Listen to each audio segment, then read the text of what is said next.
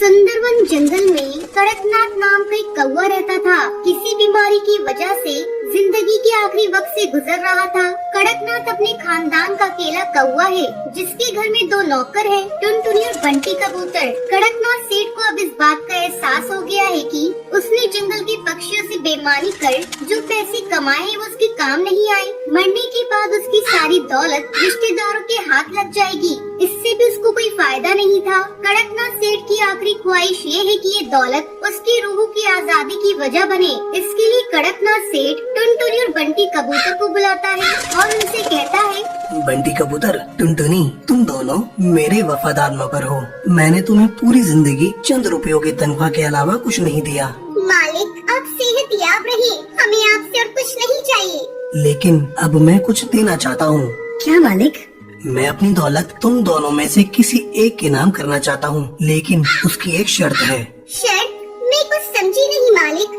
आज दिन भर तुम दोनों अपनी अपनी समझ के मुताबिक भलाई और नेकी का काम करो और शाम को आकर बताओ। मुझे जिसकी नेकी बेहतर लगेगी मैं अपनी जायदाद उसके नाम करूँगा। टुनटुनी और बंटी कबूतर कड़कनाथ सेठ की बात सुनकर हैरान होते हैं और दोनों सोचते हैं कि ऐसा क्या काम करें जो कड़कनाथ सेठ को पसंद आ जाए। अगली रोज सुबह होते ही टुनटुनी और बंटी कबूतर नेकी और भलाई का काम करने के लिए घर से निकलते हैं। टुनटुनी अभी तक ये नहीं सोच पाई कि उसे भलाई के नाम पर क्या करना है, लेकिन बंटी कबूतर के दिल में दौलत हासिल करने के लालच ने उसे नेकी के कई काम सुझा दिए हैं। बंटी कबूतर सबसे पहले मंदिर में चंदा देता है, मंदिर के बाहर बैठे गरीब पक्षियों की भी रुपए पैसे से मदद करता है, अस्पताल में जाकर जख्मी पक्षियों को दवाइयाँ खरीद कर बांटता है, जंगल के पुराने स्कूल की मरम्मत करवाता है। टुनटुनी ऐसे ही किसी नेक काम के लिए घर से निकलती है। उसे रास्ते में गाय मिलती है जो कचरे के साथ पॉलिथीन खा रही थी। अचानक वो गाय गिरकर तड़पने लगती है। टुनटुनी से फौरन जानवरों के अस्पताल ले जाकर इलाज करवाती है।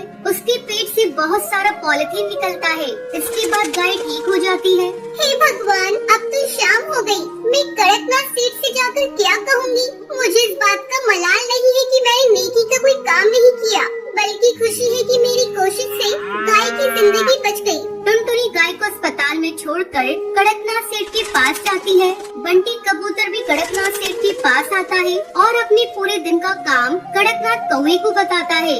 बंटी कबूतर अपनी नेकी के सभी कामों को एक एक करके गिनवाता है और टुनटुनी सिर्फ इतना ही बताती है कि उसने सारा दिन गाय के इलाज पर खर्च कर दिया। टुनटुनी के पास बताने के लिए कुछ नहीं है, इसलिए वो चुप हो जाती है। बंटी कबूतर और टुनटुनी, मैंने तुम दोनों की बातें गौर से सुनी। बंटी कबूतर, तुमने दिन के 8 घंटों में 800 भलाई के काम किए हैं। शुक्रिया मालिक। टुनटुनी, तुम दिन भर में गाय के इलाज के अलावा और कुछ नहीं किया। तुम्हारे हिस्से में एक ही काम है। मालिक, मैं गाय की हालत देखकर सब कुछ भूल गई थी।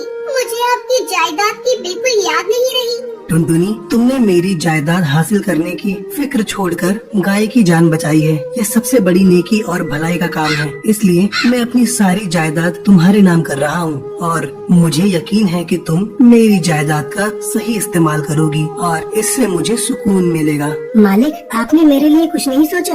बंटी कबूतर, फिक्र मत करो, मैं तुम्हें भी कुछ दे कर जाऊँगा। मालिक, मुझे आपकी जायदाद की ख्वाहिश नहीं है, आप बंटी कबूतर को ही सब कुछ दे दीजिए। नहीं टुनटुनी, आज से तुम ही मेरी जायदाद की मालकिन हो। बस एक ही गुजारिश है तुमसे, मेरी जिंदगी के आखिरी दिनों में तुम मेरे साथ रहकर मेरी देखभाल करना। टुनटुनी कड़कनाथ को शुक्रिया अदा करके उस गाय के पास जाती है जिसका उसने इलाज करवाया है। टुनटुनी गाय के पास जाकर उसे चारा खिलाती है। गाय अब पूरी तरह से ठीक हो गई थी। ये सड़कों पर फिरने वाली आवारा गाय है, इसलिए उस गाय को कड़कनाथ के घर लेकर आती है और गाय के साथ खुद भी वहीं रहने लगती है। टुनटुनी अब एक बेटी की तरह कड़कनाथ की खिदमत करने लगती है। वक्त पर दवाई और खाना पीना देती है, गाय का ताज़ा दूध पिलाती है। टुनटुनी, तुम मेरी कितनी खिदमत करती हो, कभी आराम भी कर लिया करो। टुनटुनी, आज से तुम मुझे अब्बू जान कहोगी। ठीक है अब्बू जान, जब तक आप पूरी तरह से दुरुस्त नहीं हो जाते मैं आराम नहीं करूँगी। टुनटुनी की खिदमत के सामने यमराज को भी झुकना पड़ा और कुछ ही रोज में कड़कनाथ बीमारी को शिकस्त देकर सेहतयाब हो जाता है। टुनटुनी बेटी, अब तो डॉक्टर ने भी कह दिया है कि मेरी पूरी तरह सेहत दुरुस्त है। यह तुम्हारी वजह से मुमकिन हुआ है। नहीं अब्बू जान, आपके दुरुस्त होने में दवाइयों के साथ गाय के दूध का भी करिश्मा है। हाँ बेटी, गाय के दूध ने मेरे जैसे बीमार के लिए जड़ी बूटी का काम किया है। बेजान जिस्म में जान डाल दी है। हाँ अब्बू, जब एक गाय ये करिश्मा कर सकती है तो हजारों लाखों गाय इस मुल्क को बदल सकती है। टुनटुनी, गाय हमारे लिए ऊपर वाले की नेमत है। आज से हम अपनी जिंदगी और दौलत गायों की खिदमत में लगाएंगे। कड़कनाथ सेठ और टुनटुनी मिलकर गाय की खिदमत को ही अपनी जिंदगी बना